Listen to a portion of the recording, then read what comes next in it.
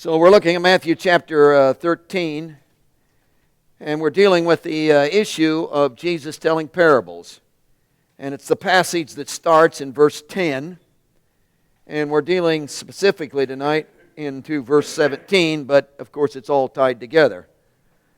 And this, of course, climaxes the whole thing. So, hey, whatever you do with this is fine, but I at least wanted the material to be somewhat clear tonight as we close this study of this particular section. So that's what we're dealing with. As you begin in verse 10, of course it's been a whole long day in chapter 12. It's been the Sabbath day. The Pharisees have been after him. It's been controversy.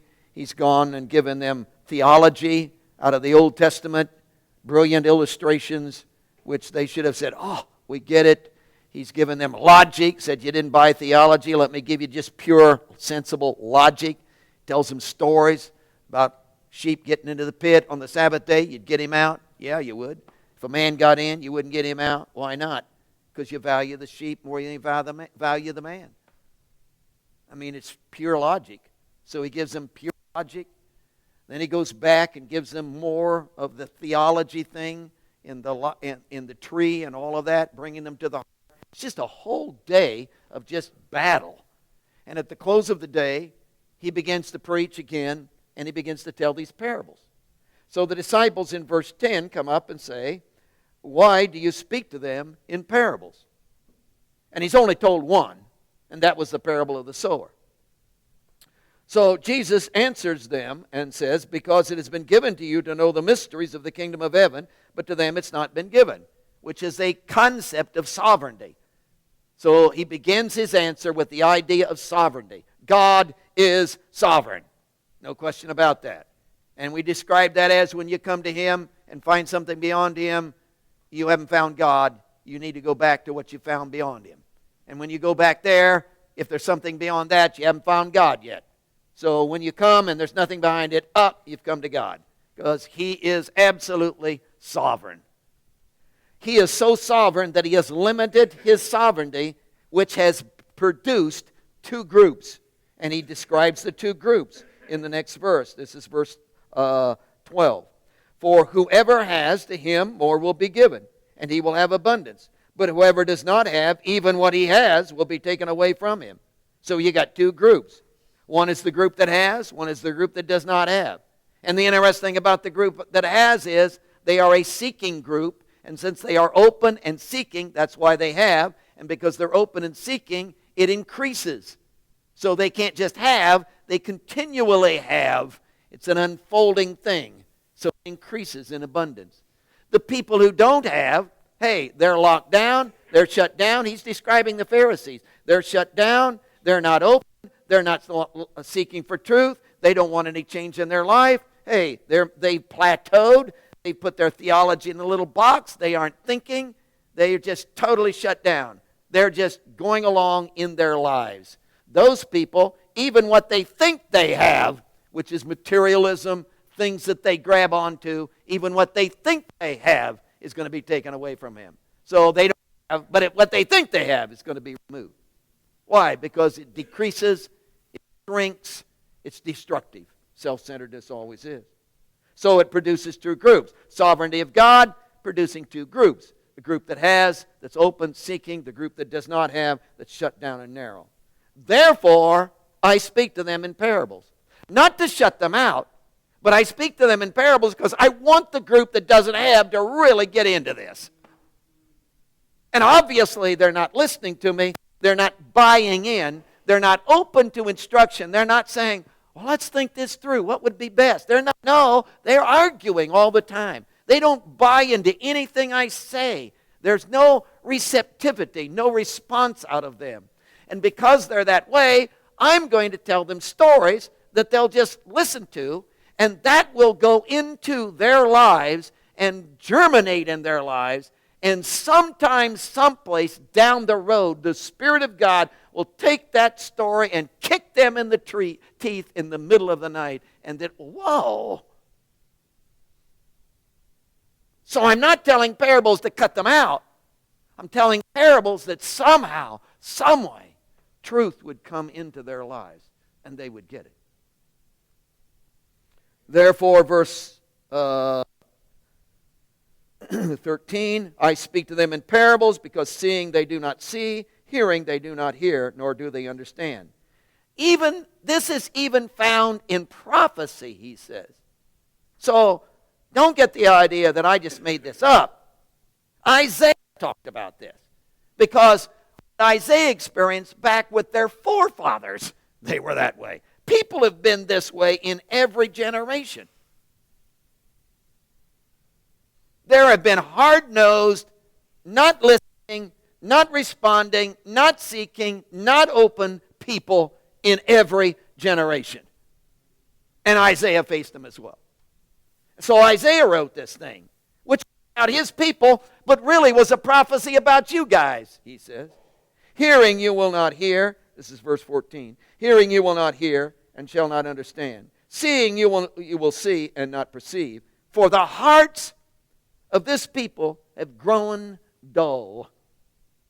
And you'll remember the word dull is calloused, thick, unmovable, protective. It's that kind of an idea. So they've grown dull. Their ears are hard of hearing, and their eyes they have closed. So he says it's a progression. And we tried to present this to you, that it starts in the heart. The heart has grown cold. The heart has grown self-centered. The heart has put a protective coating around itself. The heart is shut down. And because of that, that determines what the eyes see. And that determines what the ears hear. So the heart, the dull, calloused heart, causes what the eyes see and what the ears hear. Then he turns the progression around and says, what the eyes see and what the ears is fed to the heart. So when the heart is self-centered, it sees nothing but self-centeredness. It hears nothing. And in seeing, self-centeredness is fed back to the heart. So you got this vicious cycle. So the heart becomes more self-centered and more callous and more shut down and more legalistic and more focused on itself, because it sees and hears, and this hearing and seeing feeds the heart. What is going to break that cycle in your life? What is going to come to you and so upset, knock down walls, kick you in the teeth, turn you upside down, slam you against the wall until you say, whoa, things have got to change in my life? What is going to do that? He says, I want to do that. And I'm telling you these parables that there would be a moment when the brilliancy of the light of God would shine, and you would, whoa, just a moment where you would see it and respond. Then he comes to verse 16. And he starts with this concept.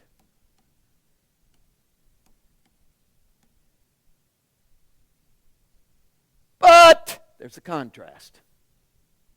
You're not that way.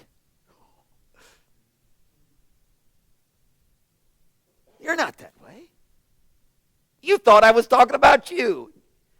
I wasn't talking about you at all. Why? Because you're not that way. Because you're open. You're seeking. You're responding. And you're straining, aren't you, to hear the voice of God. And when he speaks, you're so sensitive that the slightest nudge, the slightest whisper of the voice of God, you're just, oh, yes. And anything he wants to change, you're just wide open to it. And anything he wants to put his finger on, anything that's even suspicious in your life. So over on this side is these hard-nosed, legalistic, shut down, calloused, thick group of people who they're not listening, you can't move them. And it isn't that they aren't religious, and the worst kind of callousness is religious callousness. So they're all shut down. But hey, you're not that way. Because you're open and you're seeking and you're just responding. What a great contrast. Smile.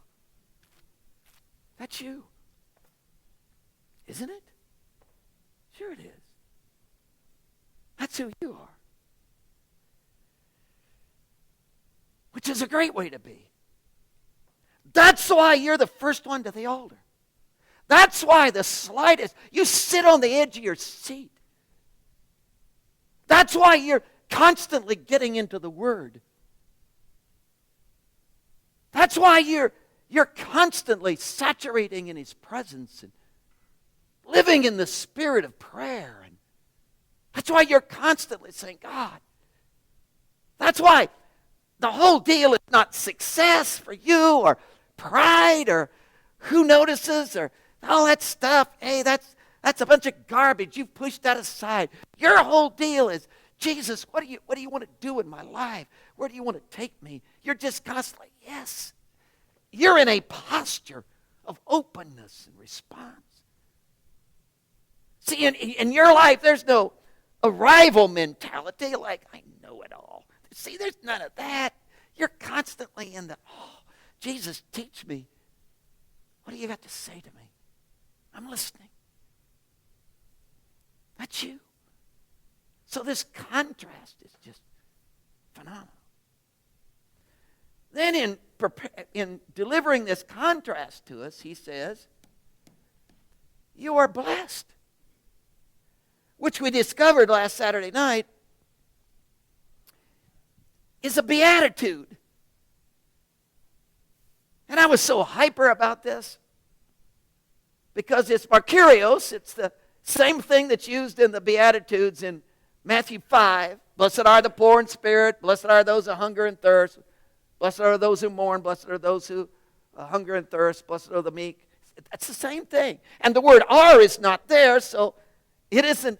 It's a state of existence that he's talking about.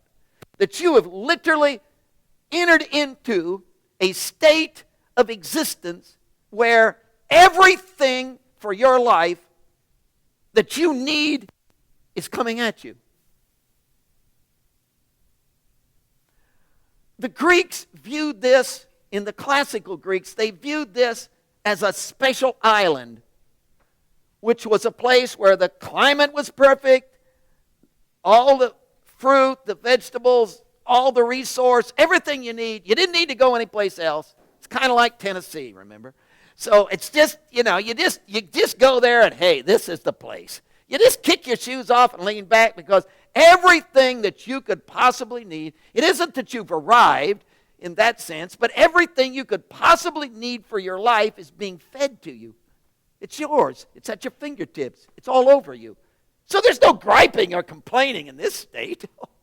I mean, these guys sing at the Philippi jail at midnight with bleeding backs. That's the kind. Because circumstances don't move this. Flat tires don't upset this guy. See, this is you. You've entered into this state of blessedness where there's a completeness. You've experienced, you're open, see? You're seeking. And when you're open and seeking, it expands in your life. And he gets bigger and it gets greater. And he says, this is, wow. And this is a whack on the back. This is a congratulations. Wow. See, nobody comes up to you and says, oh, I feel sorry for you. How could we feel sorry for you? You got it made. Whoa. You're blessed.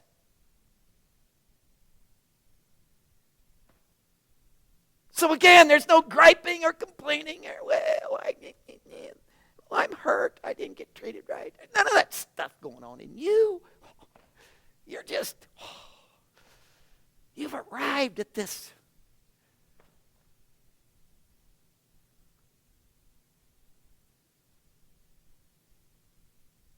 And it's not that you're going to get there, it's that you're there.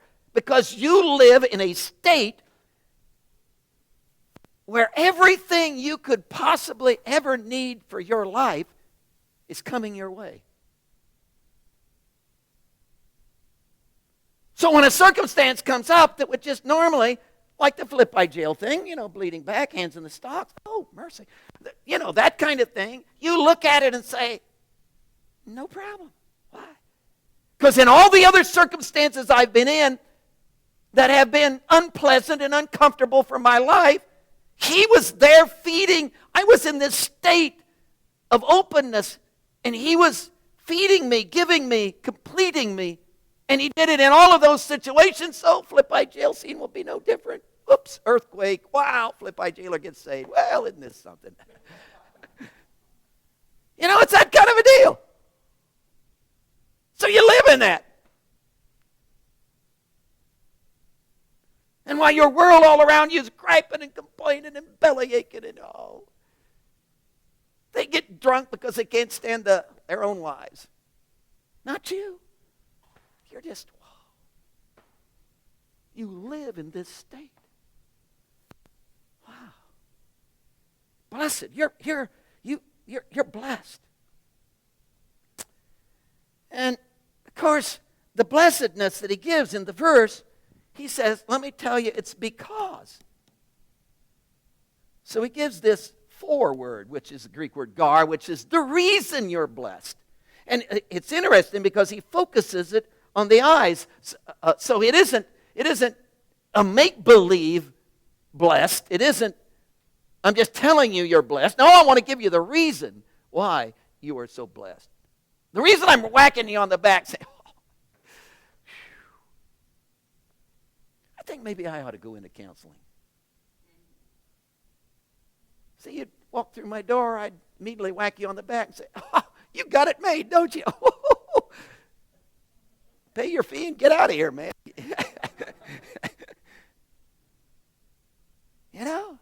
Wow. You're in. And here's the reason you're in, He says. The reason you're blessed is, and he gives this beholding thing.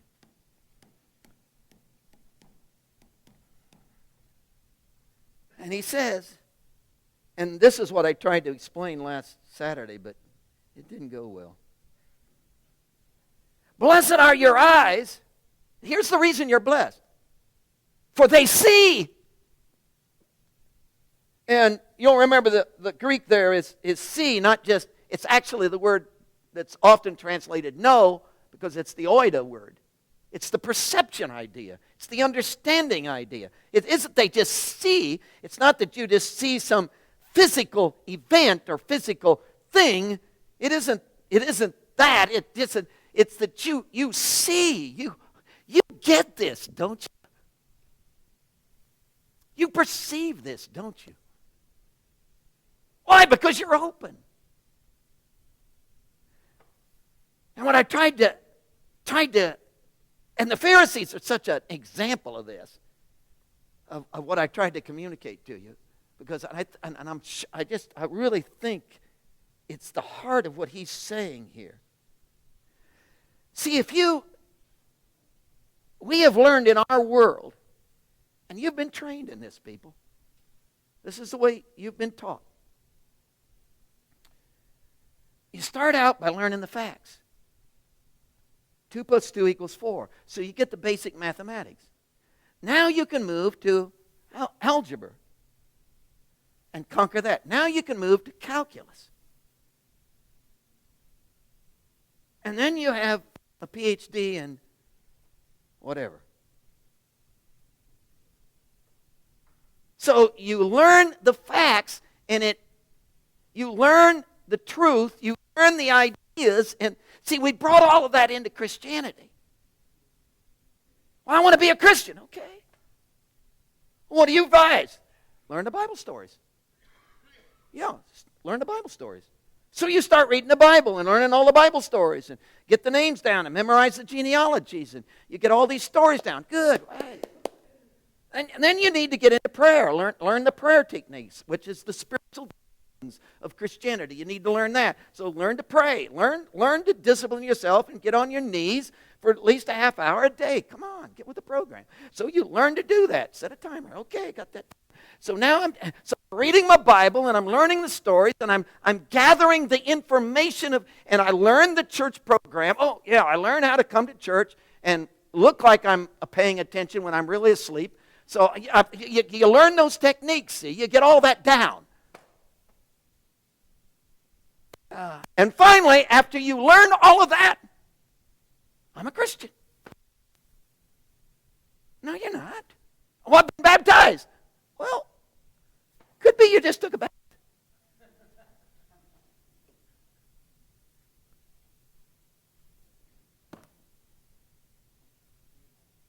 Because it isn't learning this and learning this and learning this and, well, now I got that one down and now I got this one down.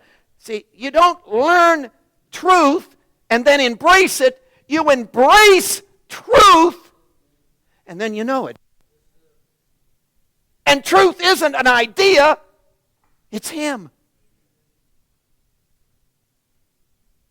So it isn't learning Bible facts, and after you learn all this stuff in the church and all that, then you can embrace Him. No, you embrace Him, and then all of this begins to come together.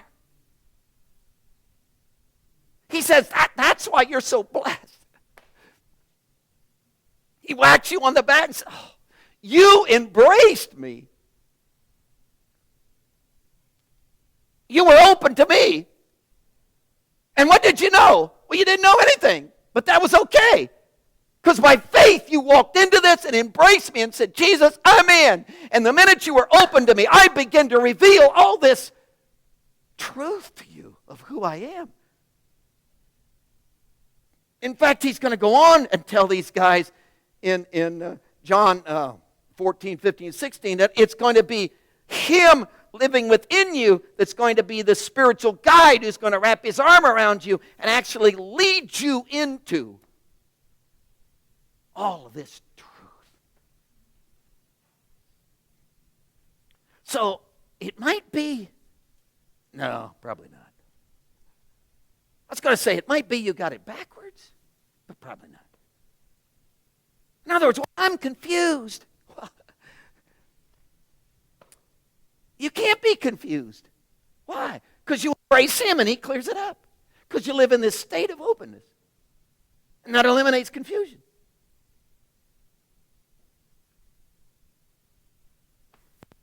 Now, if you're learning facts, you can be confused. If you're trying to conquer the theological world, oh, brother.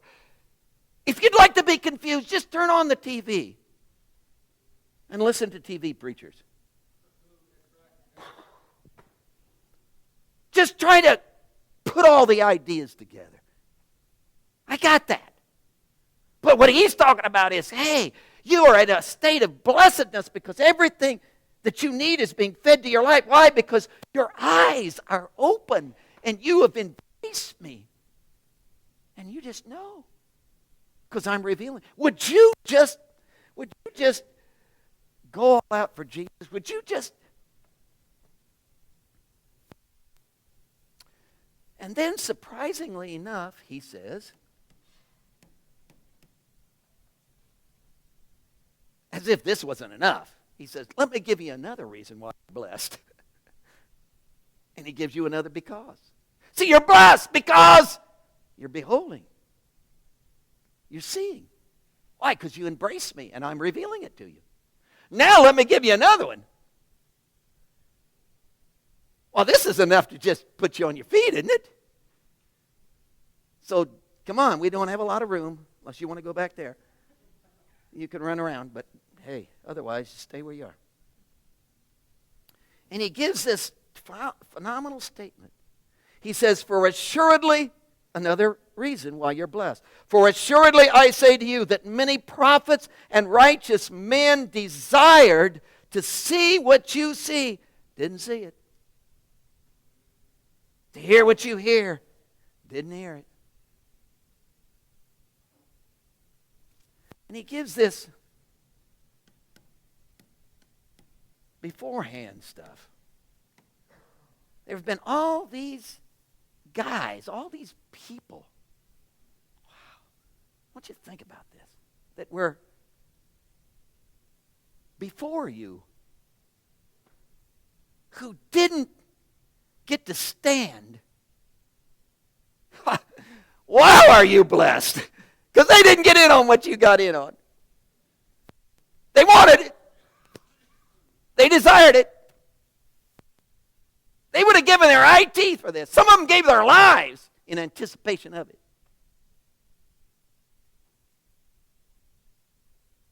But they didn't get into it.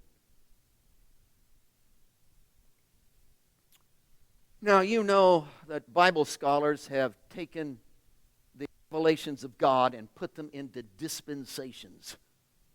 And I never use the term because I can't even spell the thing. But there are 3 of them. And there's different names, but we'll just give them. There's the law thing, the dispensation of the law. And of course, there's the dispensation of the revelation of Jesus. And there's the dispensation of the Holy Spirit, which is the indwelling.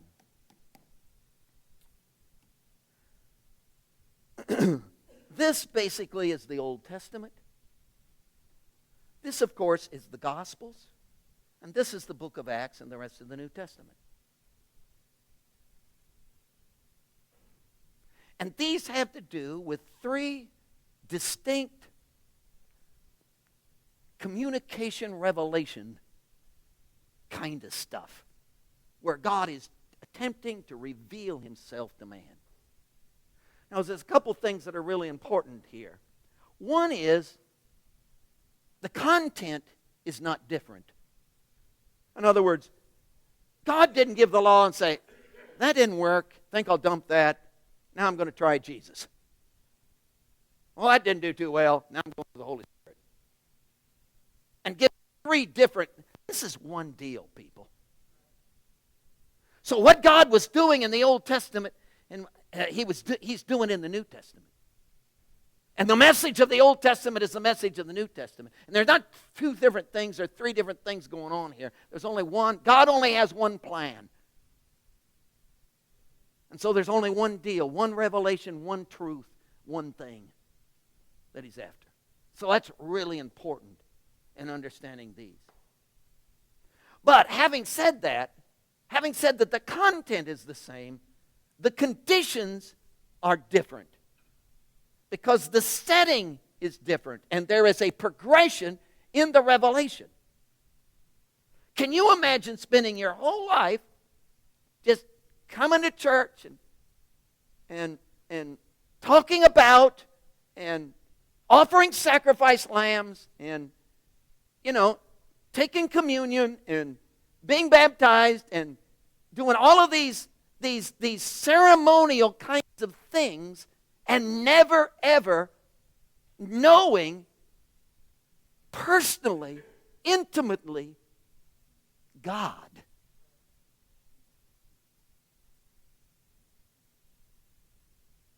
And when you got into trouble, you prayed, oh God!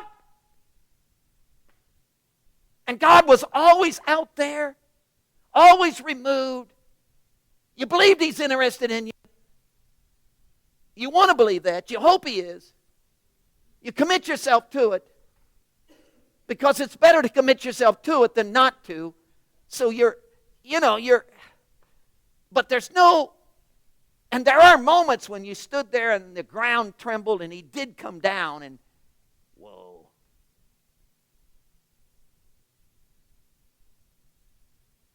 And you believed that one day he was going to come and there would be an intimacy, but you never got in on it.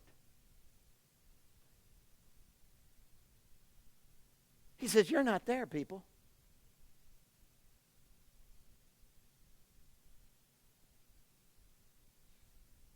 See, sometimes you need to, you get so wrapped, just like I am, you get so wrapped up in your daily physical stuff. Well, we got to get that trash out of that yard, and we got to go down, and we got to get that thing fixed, and that door has to be, and you get so wrapped up in you forget to stop and say, hey, where am I in the history of the world? Because you stand someplace in the history of the world, and you're not here. That's gone. Those were your forefathers. And they longed, they desired, they ached, oh, wow. They gave their lives for something they couldn't even experience. So when I come to tell you, hey, you are blessed, brother. Why? Because you actually got to be a disciple and laid your eyeballs on the Christ. And what they talked about, you whacked on the back.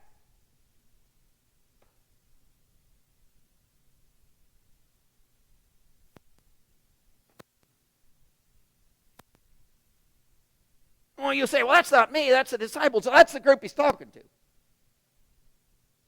So he's saying, guys, you are so blessed. You are absolutely, you ought to walk around just glowing. Because you actually get to walk with the Christ, see His miracles, and God has absolutely fulfilled the whole layout of the Old Testament and planted it in your life. So you're blessed. Now, if that was true for them, woo, where do you stand in all of this? Oh, brother, do you know what you're into? The John the Baptist boys ached to see this.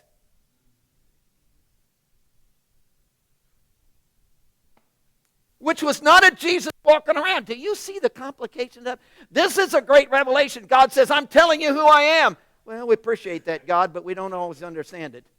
And He wrote it in tablets of stone, and that's all good, and wow, still don't quite get it. Then Jesus, He cleared it all up because we actually saw how God moves and acts and thinks. But now, to have God actually come and live in you so that you don't need to get on your knees.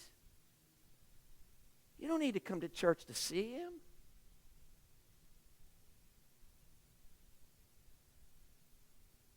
Why? He's with you. He's sharing your mind. And what you're thinking this very moment of prayer. Think of how much griping has been in your prayers.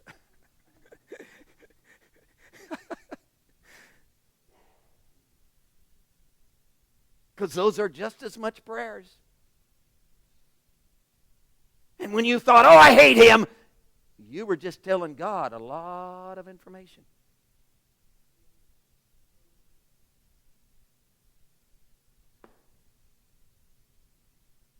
So do you see why He comes along and says, oh, you are blessed.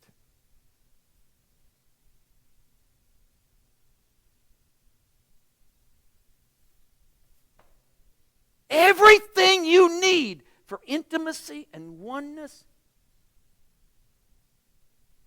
with His presence living within you, flowing through you, enlivening you, and producing your life. It's yours.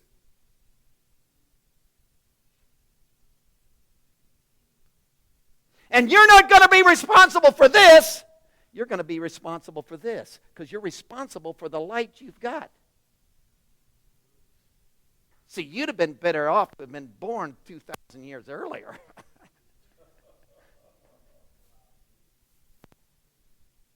See, you never should have popped into this generation, buddy. Because the responsibility of this one is there's no reason for defeat. There's no reason for compromise. There's no reason why you can't be what you ought to be. There's no reason you can't have victory. There's no reason you can't be a holy person and live above sin. There's absolutely no, sin is no problem at all. Why? Because the revelation of what He's given, what we're into, is so absolutely mind-boggling. Just rear your shoulders back, get your head up high, and just live in victory.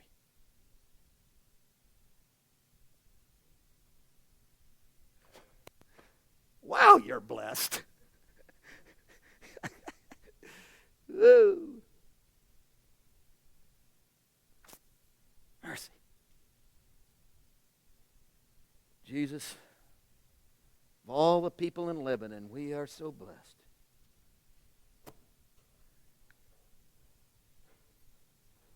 We've heard, we've seen, we know. Your revelation has come.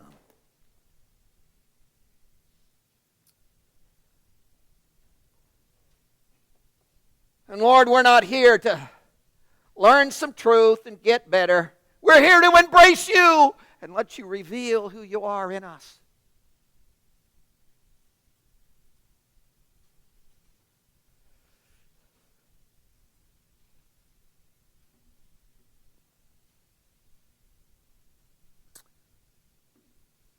Forgive me for every gripe, every complaint.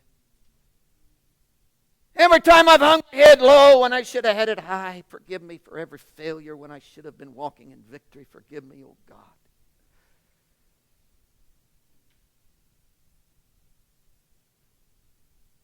Forgive me when I've been so wrapped up in who I am and what my problems and my needs that I haven't had any energy or spiritual power to win my world.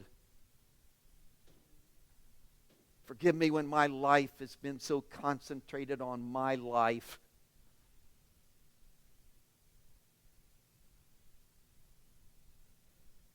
That there was no positive effect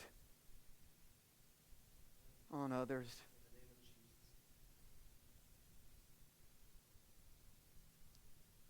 Forgive me, God, when I've just been hanging on, going down for the third time, crying out, barely making it, trying to survive. Forgive me, God, when I've been living a life of barely surviving, when I should have been walking on the water, man.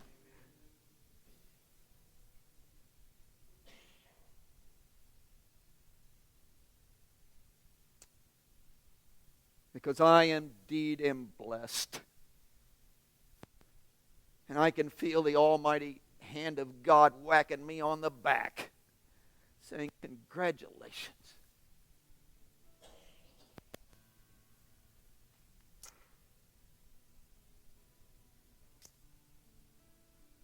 So God, tonight, between where I am and what you want for me, there are no barricades. There's no obstacles. There's nothing that hell can produce that can stop me. If I'll be open, seeking, desiring, longing. It's really up to me, isn't it, Lord?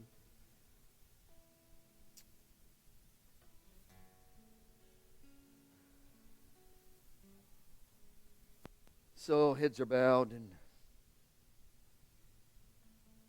would you posture yourself in a position of embracing, of openness?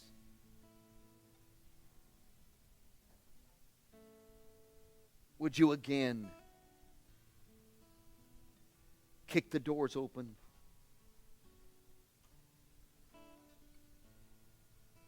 Would you step into the state of completeness?